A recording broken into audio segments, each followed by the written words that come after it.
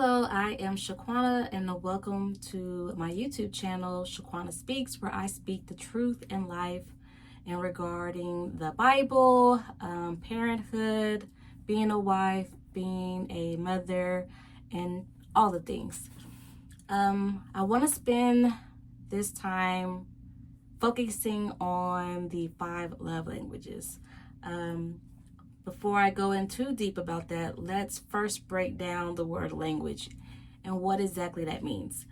So the definition of language is it is the principal method of human communication consisting of words used in a structured and conventional way and conveyed by speech, writing, or gesture.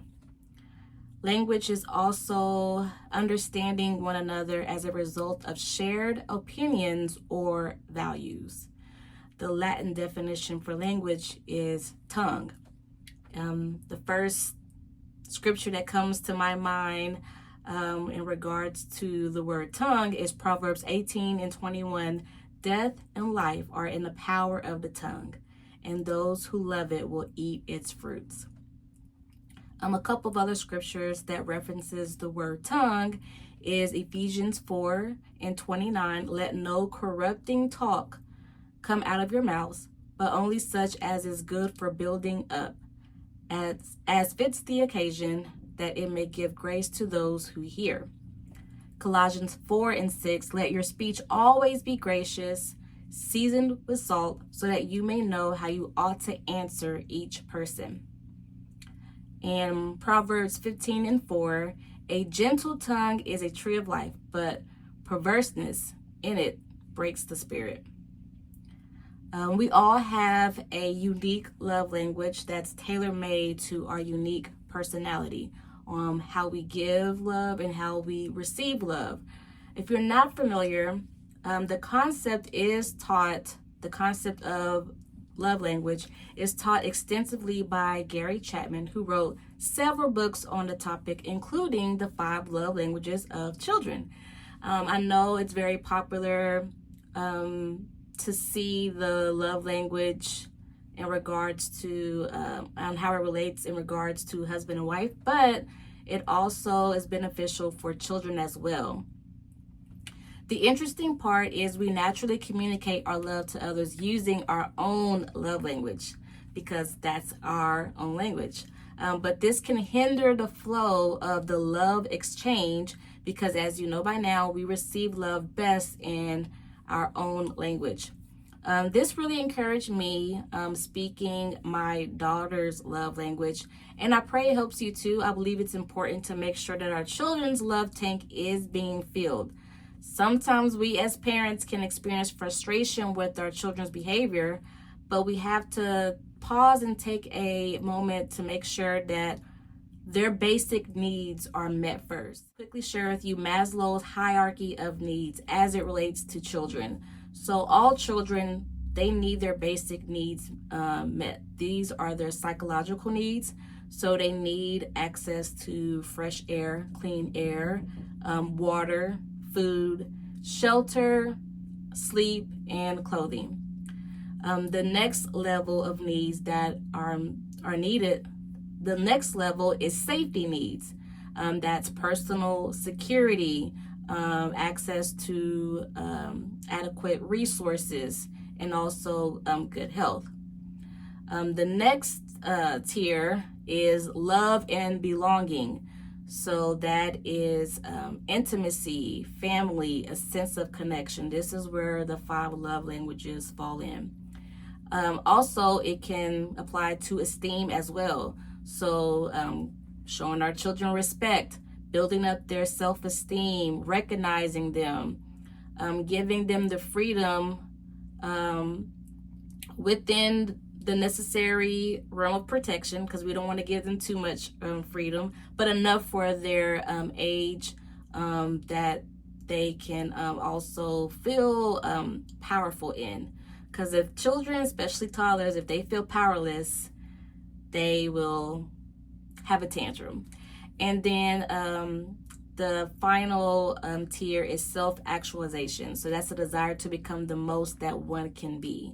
And so I believe us as parents, it is our job to make sure that we are meeting those needs for our children. Our children are very dependent on us. And so it is up to us as parents to give those needs to them. All right, so let's talk about the 5 love languages as it relates to children: physical touch, words of affirmation, quality time, gifts, and acts of service. And I'm just going to share a few examples really quick. There's a long laundry list. You can probably Google it, or you can just get Gary Chapman's book, The 5 Love Languages of Children. But the first one I want to reference is physical touch. So if your child never seems to leave your side or just loves to be close to you, physical touch is their love language.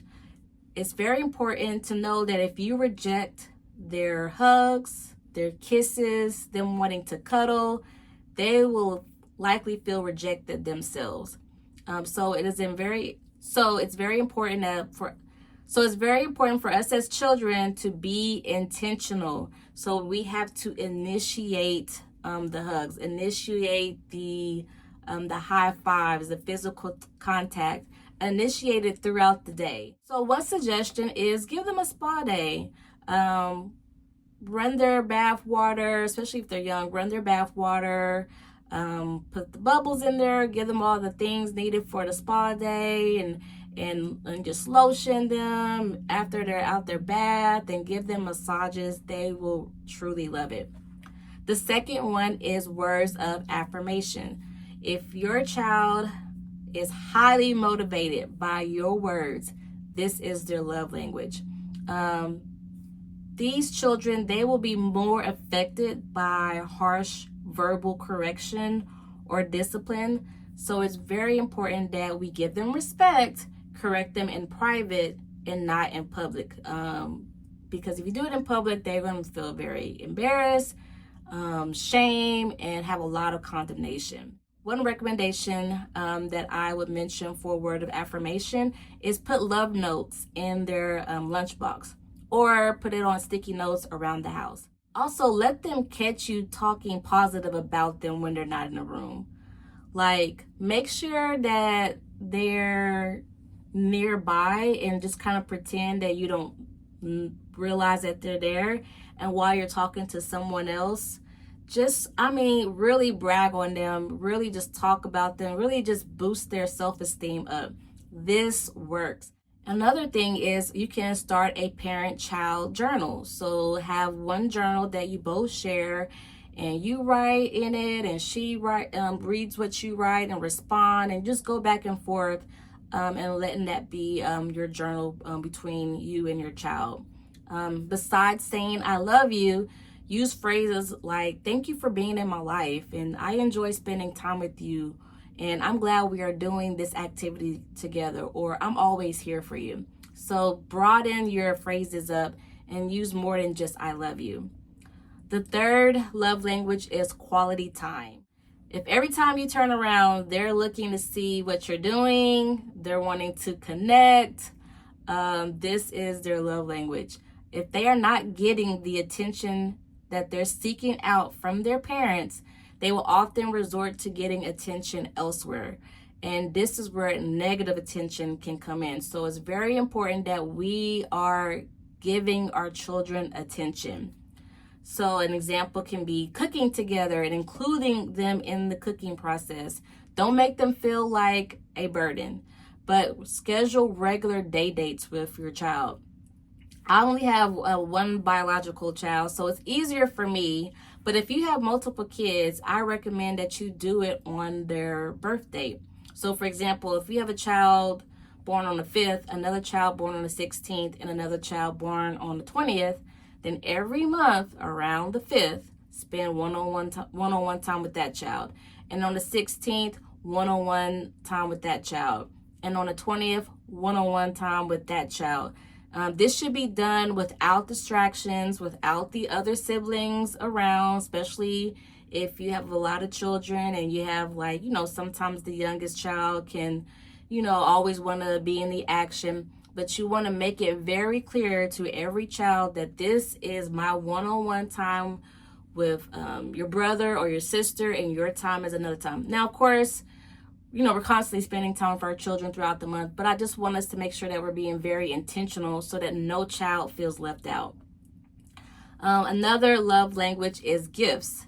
On big gift giving days like Christmas and birthdays, if your child can remember each gift that was given to them and who gave it to them, this is their love language.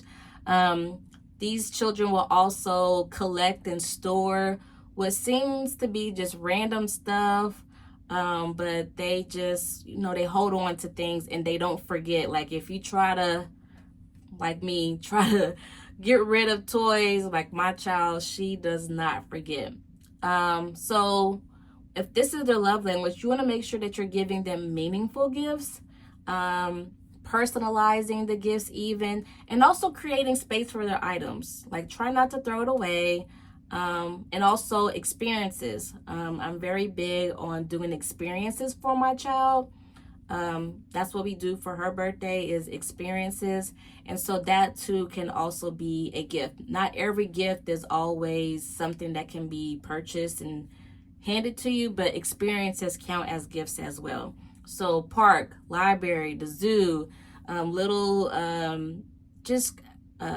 craft time and activities and festivals and things that's happening around the city. There's so much stuff to do. You could just go to your Facebook page even and go to events or follow other mom influencers in your city. And they more than likely will be posting fun stuff to do or in the city with your child. So experiences count as gifts as well too. And then the last one is acts of service. So if your child is always wanting to help and will even try to take over doing some things, they're looking for things that need to be done, this is their love language. So do random acts of kindness for this child. Let them help. Again, don't let them feel like they are a burden. Even if they want to help fold the clothes and they're folding it a different way than you, let's not get too nitpicky and stress ourselves out. And I'm talking to myself. I have type A personality mom, and I like things the way they are. But as my daughter is teaching me, I just, where you think the pillow should be on the couch like that? All right. And so, again, those were just a quick run through of the 5 love languages. Comment below, what is your child's love language? If you're having trouble trying to figure out what your child's love language is, you can feel free to reach out to me by just posting below, and I can give you my information. Your child may have multiple love languages, but try to focus on like that one that is like more dominant. I believe most people, they have a dominant one and a secondary one. And then also be on the lookout, because as they grow and as they mature and life events happen and new children are brought into the household, whether by birth or adoption or through marriage, sometimes the love language can change. So you want to keep that in mind and just have those regular one-on-one check-ins with your child. Again, it's where you want to make sure that you're speaking their love language. Sometimes we can, again, like I mentioned, we as parents may be frustrated, like, why is my child not listening to me? But again, you got to take a pause. Are their basic needs met? Like, do they have their psychological needs and their safety needs? Are they met? Because if you don't have that, it makes it harder to really be an intimate family and have that bonding time. So I pray that you were blessed by this video of the 5 love languages of children. Be sure to check me out next month with new videos. I pray that you find this content valuable. Other than that, I will see you next month in April. Bye.